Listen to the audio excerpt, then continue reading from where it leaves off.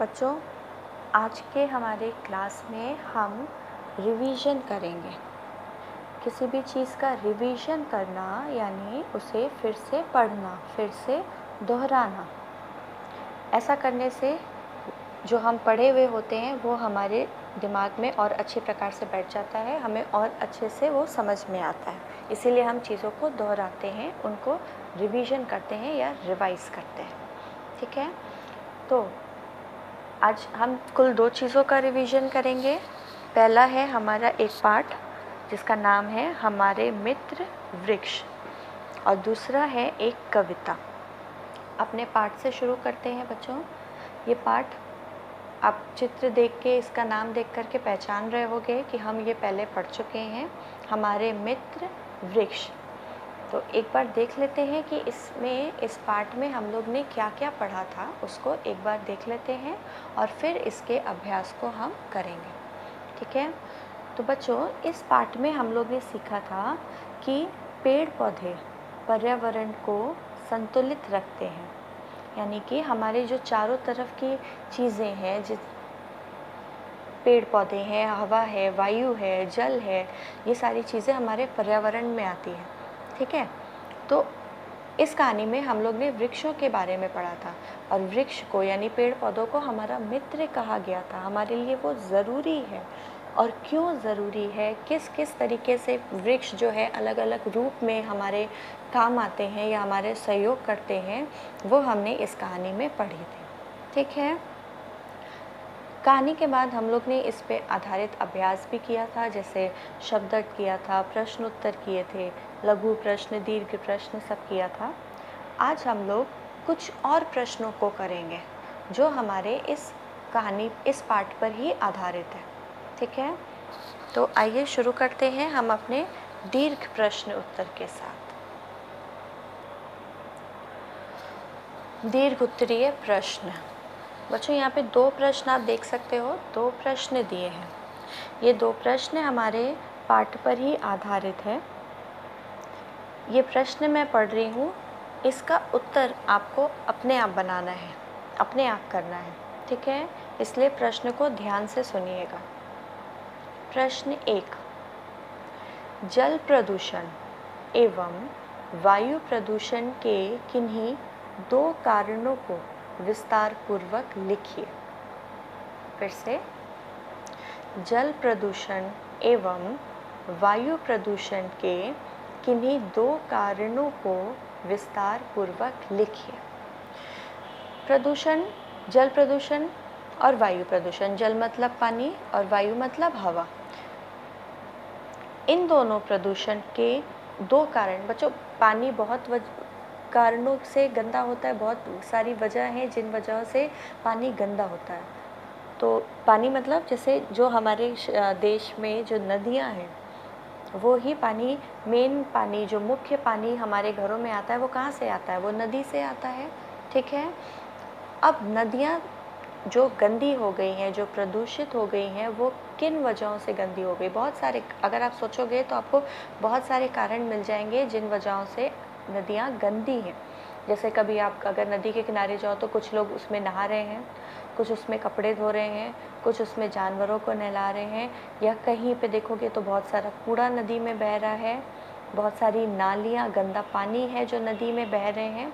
बहुत सारी चीज़ें हैं जिन वजहों से नदी का पानी गंदा हो गया है। ठीक है, आपको 2 कारण लिखने हैं।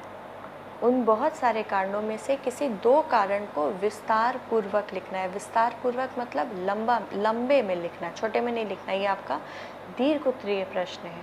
ठीक है, दीर्घ उत्तरीय प्रश्न है, तो इसको आप विस्तार पूर्वक करेंगे, यानी कि उसको लंबे में करेंगे, अच्छे से समझाते हुए लिखेंगे कि क्यों ऐसा हो रहा है। जल प्रदूषण का हुआ, उसी प्रकार वायु प्रदूषण हो गया। वायु यानी हवा भी गंदी हो रही है, तो हवा गंदी होने के कारण, हवा प्रदूषित होने के क्या क्या कारण हैं? वो भी बहुत सारे कारण हैं। जैसे कुछ कारण मैं आपको बताऊं कि जो बड़ी बड़ी फैक्ट्री है उसमें से धुआं निकलता है। ठीक है, वो धुआं जो है वो हमारी जो हवा है, वायु है, जिसमें हम सांस लेते हैं, उसको गंदी करता है। सड़कों पे आपने देखा होगा कि बहुत तरीके की गाड़ियाँ चलती हैं, अच्छी बात है, बहुत सारी सुंदर सुंदर गाड़ियाँ चलती हैं, लेकिन उन गाड़ियों में से जो धुआं निकलता है वो हमारे वातावरण को, वो हमारे को प्रदूषित करता है। ठीक है, और भी कुछ कारण है, वो सभी कारणों को आपको सोचना है, लेकिन उनमें से सभी को नहीं लिखना है, सिर्फ 2 कारणों को आपको विस्तार पूर्वक समझाना है। अब इसको लिखेंगे कैसे वो भी मैं आपको समझा दूँ। उत्तर 1 करोगे, पहले आपसे प्रश्न में जल प्रदूषण पूछा गया है, ठीक है, तो आप उत्तर में भी पहले जल प्रदूषण के बारे में ही बताओगे। जल प्रदूषण लिखेंगे, 2 कारण है, तो आप 1 नंबर 2 नंबर डाल के करिएगा। उत्तर लिखेंगे, उत्तर 1, पहले क्या पूछा गया है, जल प्रदूषण के बारे में, तो हम यहाँ पे जल प्रदूषण लिखेंगे। ठीक है, पहला नंबर डाल के पहला कारण लिखेंगे और दूसरा नंबर डाल करके दूसरा कारण लिखेंगे। हो गया, जल प्रदूषण हो गया। उसके बाद नीचे की लाइन में आएंगे, वायु प्रदूषण पूछा गया है, तो हम वायु प्रदूषण हेडिंग डालेंगे, फिर पहला नंबर डाल के पहला कारण लिखेंगे, कोई एक कारण लिखेंगे और दूसरा नंबर डाल करके दूसरा कारण लिखेंगे। सिर्फ कारण नहीं लिखना बच्चों, उसको विस्तार पूर्वक लिखना, उसको मतलब अच्छे से समझाना।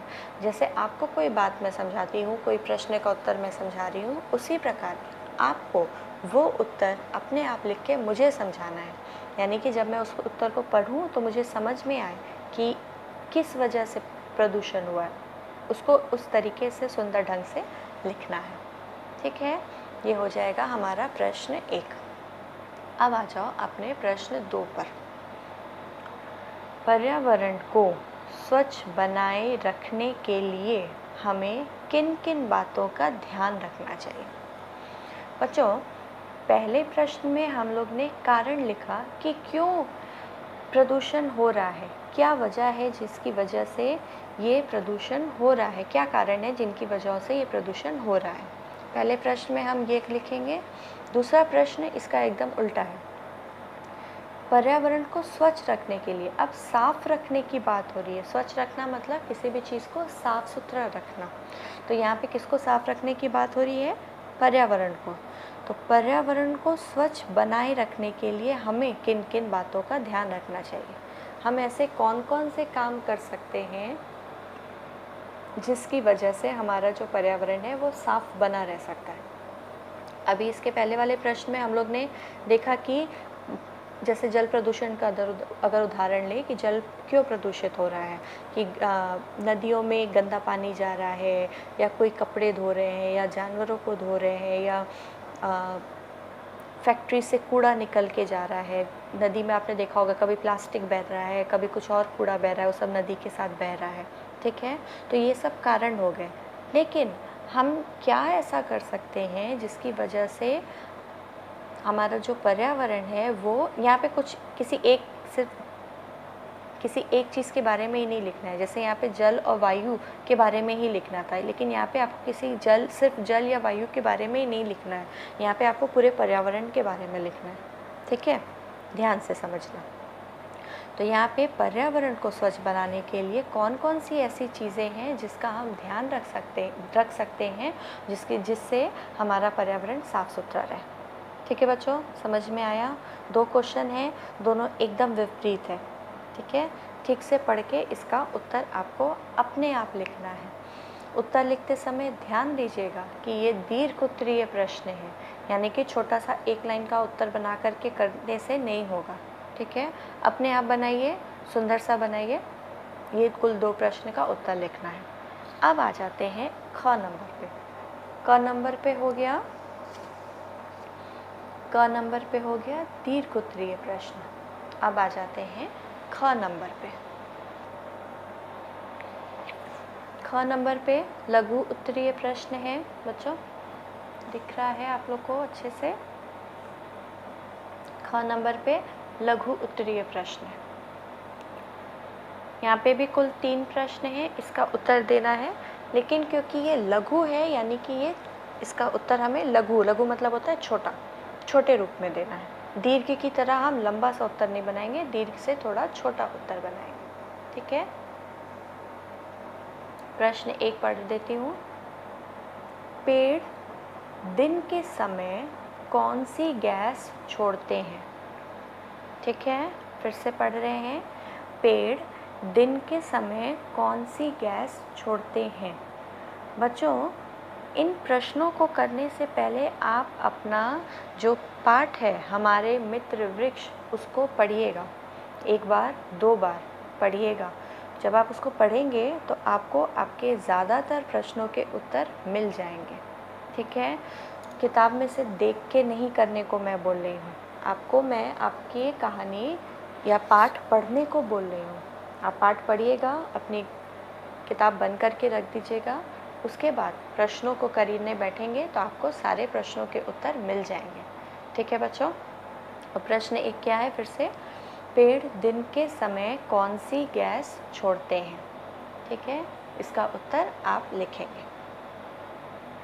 प्रश्न 2, पेड़ पौधे वातावरण के लिए क्यों आवश्यक है? अब फिर देखो, हमारे तो पाठ का ही नाम है हमारे मित्र वृक्ष, यानी कि जो वृक्ष है, पेड़ पौधे हैं, उन्हें मित्रों की तरह से बोला गया है। जिस तरह हमारे लिए, जैसे अगर आपके स्कूल में आपका कोई दोस्त ना हो तो क्या आपको अच्छा लगेगा? आपका स्कूल आने का मन करेगा? नहीं मन करेगा। तो जिस तरह स्कूल के लिए स्कूल में हमारे दोस्तों का होना ज़रूरी है, उसी तरीके से पेड़ पौधों का भी होना ज़रूरी है। पेड़ पौधों को मित्र कहा गया है, तो क्यों कहा गया है? वो क्यों इतना ज़रूरी है? तो इसका उत्तर ही हमें लिखना है कि पेड़ पौधे वातावरण के लिए क्यों ज़रूरी है, क्यों आवश्यक है। आवश्यक होना मतलब ज़रूरी होना। ठीक है, तो इसका भी उत्तर जब हम हमारा पाठ पढ़ेंगे तो उससे हम पढ़ के सीख पाएंगे, समझ पाएंगे कि क्यों ज़रूरी है। ठीक है, तीसरा नंबर, यदि पेड़ पौधे इस पृथ्वी से समाप्त हो जाएं तो क्या होगा? फिर से, यदि पेड़ पौधे इस पृथ्वी से समाप्त हो जाएं तो क्या होगा? बच्चों, अभी तो आप चारों तरफ अगर देखो, छत पे जाइए और चारों तरफ देखिए तो आपको बहुत सारे हरे हरे पेड़ पौधे दिखेंगे। ठीक है, लेकिन अगर सोचो कि हमारी पृथ्वी पर एक भी पेड़ पौधा ना हो, एकदम ही ख़त्म हो जाए, समाप्त होना मतलब ख़त्म हो जाना, तो क्या होगा? इसका उत्तर आपको अपने आप सोच के लिखना पड़ेगा। ठीक है, इसका उत्तर आपको आपकी किताब में नहीं मिलेगा, आपको आपके पाठ में नहीं मिलेगा, लेकिन जब आप वो पाठ पढ़ेंगे तो आपको समझ में आएगा कि क्यों ज़रूरी है। हमें अपने पेड़ पौधों से क्या क्या मिलता है, क्या क्या ज़रूरी चीज़ें हैं जो हमें उनसे मिलती है। हमें खाने पीने की भी बहुत ज़रूरी चीज़ें मिलती हैं, हमें सांस लेने के लिए भी कुछ बहुत अति आवश्यक चीज़ है जो पेड़ पौधों से मिलती है, वो भी एक ज़रूरी चीज़ है। और भी हमारे वातावरण के लिए पेड़ पौधे ज़रूरी है। बहुत सारी चीज़ें हैं जिनके लिए पेड़ पौधे ज़रूरी हैं।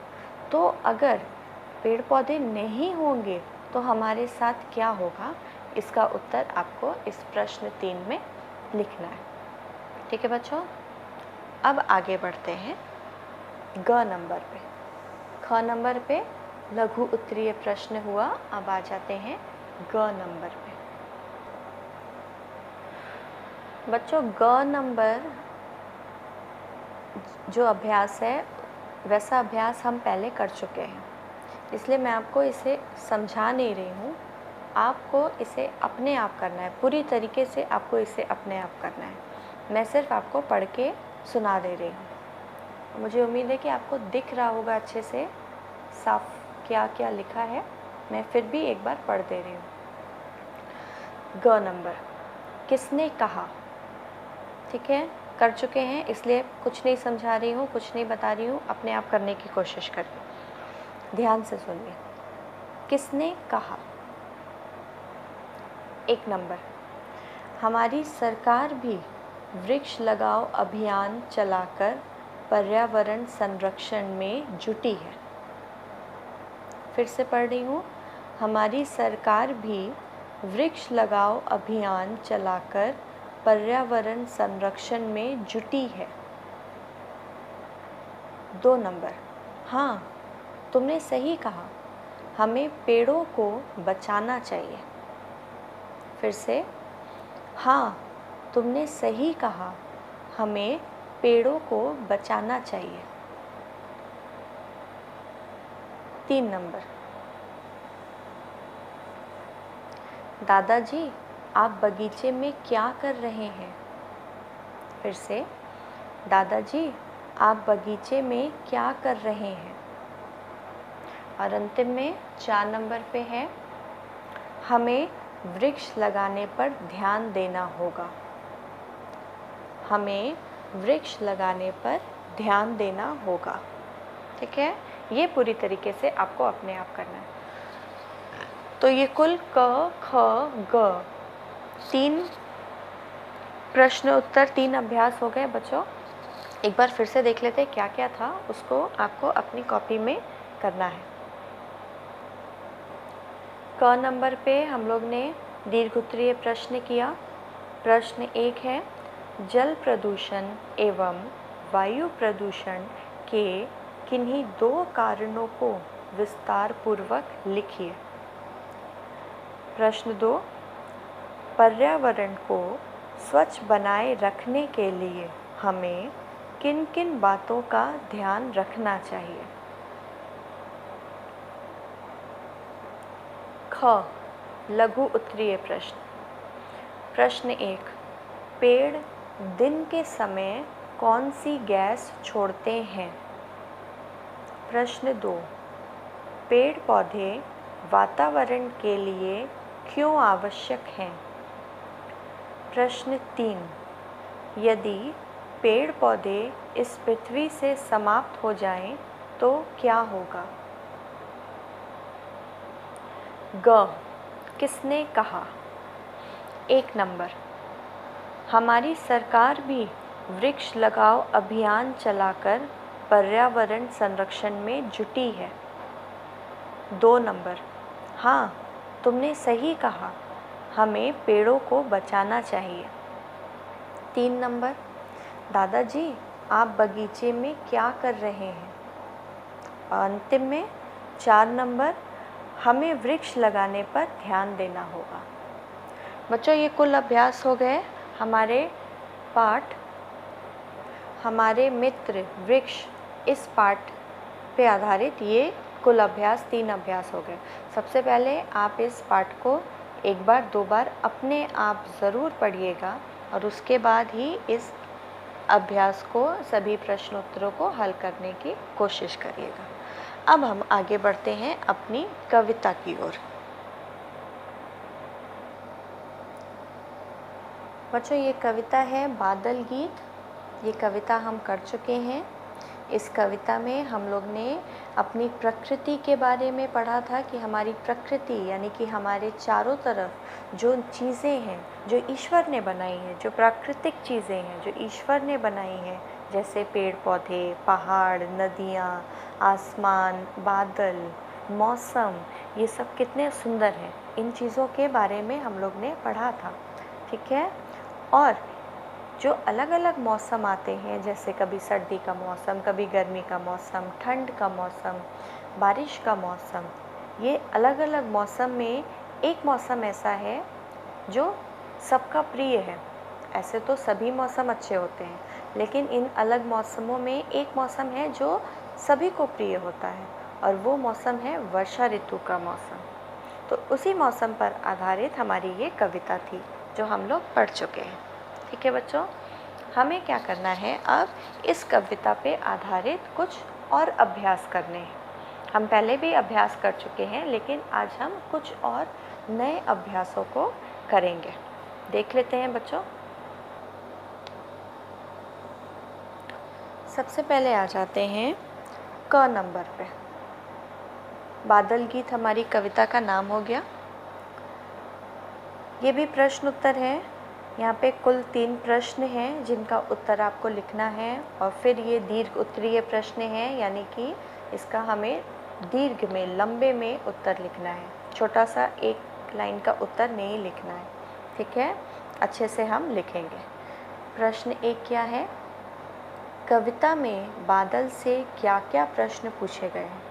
तो बच्चों इस कविता में एक लड़की थी जो बादलों से बात कर रही थी, उससे अलग अलग बातें कह रही थी, अलग अलग बातें पूछ रही थी, कहीं कुछ प्रश्न कर रही थी, बादलों से कुछ पूछ रही थी, कभी उनको कुछ बता रही थी। ठीक है, इसी पे आधारित हमारी कविता है। तो यहाँ पे आपको कविता में बादल से क्या क्या प्रश्न पूछे गए हैं, यानी कि उस लड़की ने बादल से कौन कौन से प्रश्न किए हैं पूरी कविता में मिला के, उन प्रश्नों को आपको लिखना है। तो इसका उत्तर आप किस प्रकार लिखोगे? उत्तर 1 लिखेंगे, कविता में बादल से निम्नलिखित प्रश्न पूछे गए हैं। निम्नलिखित मतलब जो हम नीचे लिखने जा रहे हैं उसको हम लिखते हैं निम्नलिखित। ऐसे आप पहले अपना उत्तर शुरू करेंगे कि कविता में बादल से निम्नलिखित प्रश्न पूछे गए हैं। कौन कौन से पूछे गए हैं? 1 2 3 4 जितने भी प्रश्न हैं वो आपको अपने आप करना है। ठीक है बच्चों, जिस प्रकार हम लोग पहले अपना पाठ पढ़ के तब पाठ का अभ्यास कर रहे हैं, उसी प्रकार हम पहले कविता को 1 बार 2 बार अपने आप पढ़ेंगे और फिर उसका इन सभी प्रश्न उत्तर या सभी अभ्यासों को करेंगे। ठीक है, आपको देख करके नहीं करना है, आपको समझ करके करना है। ठीक है, समझने के लिए अगर हम 1 बार 2 बार पढ़ लेंगे तो हमें एकदम अच्छे से समझ में आ जाएगा। ठीक है, उसके बाद शायद आपको याद करने की भी ज़रूरत नहीं पड़ेगी। तो फिर से अपने प्रश्न पे आते हैं कि कविता में बादल से क्या क्या प्रश्न पूछे गए हैं। तो उन्हीं प्रश्नों को आपको उत्तर बना के लिखना है।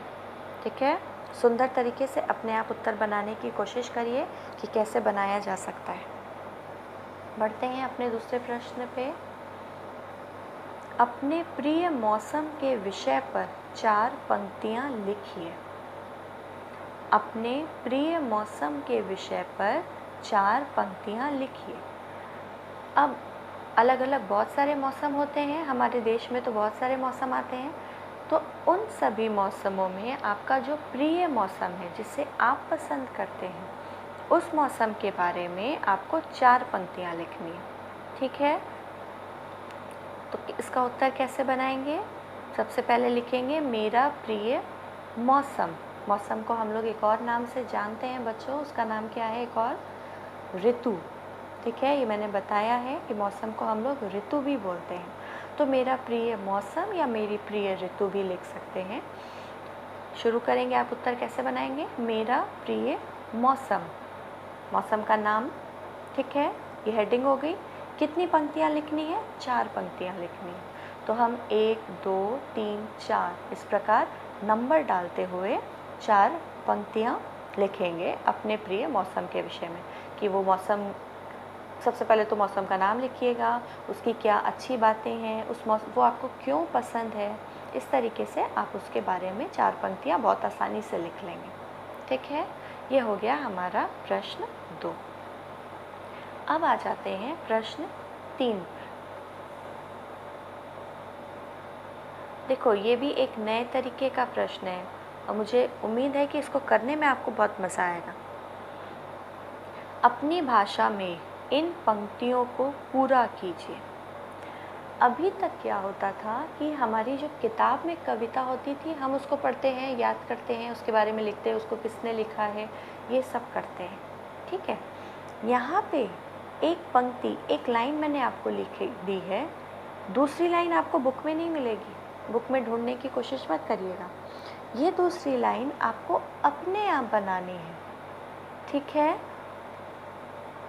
फिर से, अपनी भाषा में इन पंक्तियों को पूरा कीजिए। देखो, पहली पंक्ति मैं पढ़ के सुनाती हूँ। अगर मैं बादल होता।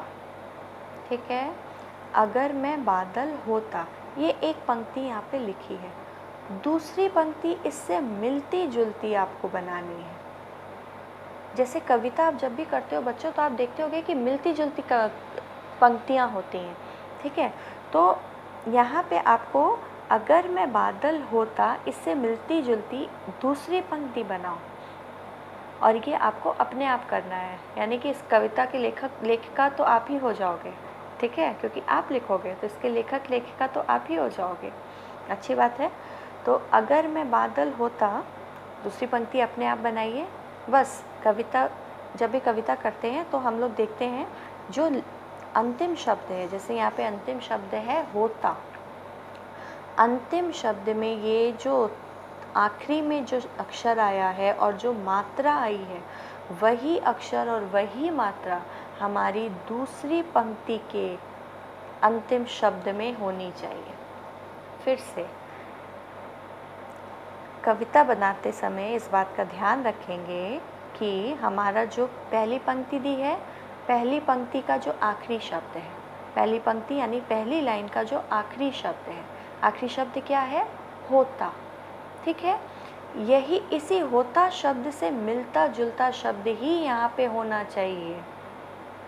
जो हम दूसरी लाइन बनाएंगे उसका आखिरी शब्द इस होता शब्द से मिलता जुलता ही होना चाहिए, तभी आपकी ये कविता सुंदर लगेगी।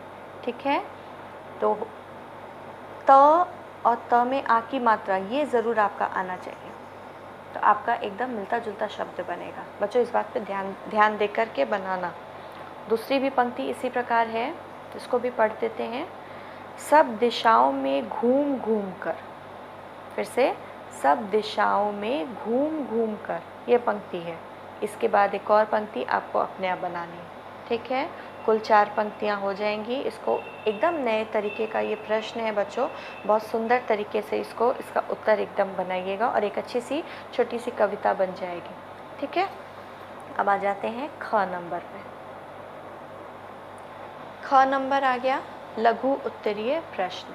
लघु उत्तरीय यानी कि दीर्घ से थोड़ा छोटा प्रश्न उत्तर बनाएगा हमारा। प्रश्न 1 है, बच्चे की आँखों से सपने क्यों दूर भाग जाते हैं? ये प्रश्न हमारी कविता पर ही आधारित है। जब आप कविता को एक बार 2 बार पढ़ेंगे तो आपको इसका उत्तर अपने आप समझ में आने लगेगा। ठीक है, बच्चे की आँखों से सपने क्यों दूर भाग जाते हैं, इसका उत्तर आपको कविता की पंक्तियों में मिलेगा। लेकिन फिर से यही बात बोलूँगी बच्चों, देख के नहीं लिखना, कविता पढ़ना, समझना, बुक बंद कर देना और अपने आप उत्तर लिखना। ठीक है, तभी मेरा पढ़ाया हुआ और आपका पढ़ा हुआ सफल होगा। देख कर के करने से काम नहीं बनेगा। प्रश्न 2, बादल को देखकर कभी कभी हैरानी क्यों होती है? ठीक है, जो ये लड़की हमारी कविता में बनी हुई है वो बादलों को देख कर के हैरान हो जाती है। वो क्यों हैरान हो जाती है? या कभी आप अपने ऊपर रख के देखो, कभी आप छत पे जाते हो, वहाँ पे कभी किसी तरीके का बादल होता है, कभी किसी तरीके का बादल होता है, कभी काला बादल होता है, कभी सफ़ेद बादल होता है, कभी बादल का आकार कुछ और होता है, कभी कुछ और होता है, तो ये अलग अलग होता है। तो बादल को देखकर कभी कभी हैरानी क्यों होती है? तो कभी कभी आपको हैरानी नहीं होती कि ऐसा क्यों होता है, ये क्या हो रहा है? उसी के आधार पे हम इस प्रश्न का उत्तर बनाएंगे। ठीक है बच्चों, अब आ जाते हैं जल्दी से अपने प्रश्न 3 पर। कविता की पंक्तियाँ पूरी कीजिए। ये तो बहुत आसान है, इसमें तो कुछ समझाने वाली बात नहीं है। कविता की पंक्तियाँ पूरी कीजिए। आधी पंक्ति नहीं लिखी है, आधी पंक्ति लिखी है, तो जो नहीं लिखी है वो आपको अपने आप लिख करके इन पंक्तियों को पूरा करना है। जहाँ पे ये रिक्त स्थान है वहाँ पे आपको अपने आप लिखना है। दुनिया दिखती है, ये आधी पंक्ति लिखी है, इसके पहले क्या होगा ये आपको अपने आप करना है। और दूसरा है, आंचल की ठंडी छाया करते हो, फिर ये आधी पंक्ति है, इसके पहले की कुछ पंक्ति है जो यहाँ पे नहीं है, उसे आपको अपने आप करना है। ये हो गया हमारा लघु उत्तरीय प्रश्न ख नंबर। अब सीधे आ जाते हैं हम ग नंबर पे। बच्चों ग नंबर पे भी जो अभ्यास है वो भी हम आज प्रथम बार करेंगे। एकदम नए तरीके का है, लेकिन इसमें आपको बहुत मज़ा आएगा। आज बहुत ही हम लोग ने मज़ेदार अभ्यास किया है। उसमें एक अभ्यास ये भी है। अभी तक हम लोग क्या करते थे, मैं आपसे प्रश्न पूछती थी और आप उत्तर लिखते थे। ठीक है, मैं प्रश्न पूछती थी और आप उत्तर लिखते थे। अब यहाँ पे आपको उत्तर लिख के दिया है, प्रश्न आपको बनाना है। जैसे वाक्यों को पढ़कर प्रश्न में बदलिए। ठीक है, उत्तर लिखा हुआ है, इस उत्तर का क्या प्रश्न हो सकता है उसे आपको बनाना है। ठीक है, प्रश्न बनाइए अपने आप। जैसे पहला है बादल गड़गड़ कर रहे हैं, ये उत्तर हुआ, प्रश्न बनाओ अपने आप। दूसरा, बच्चे स्कूल जाते हैं, प्रश्न अपने आप बनाइए। तीसरा, फूलों जैसी सुंदर राजकुमारी दुनिया दिखती है, ये उत्तर हो गया, इसका प्रश्न आपको अपने आप बनाना। तो ये हो गए बच्चों कुल 3 अभ्यास। तो इसी के साथ हमारा आज का रिवीजन क्लास यहीं पे ख़त्म होता है। आज हम लोग ने हमारे मित्र वृक्ष पाठ और कविता बादल गीत कविता पढ़ी।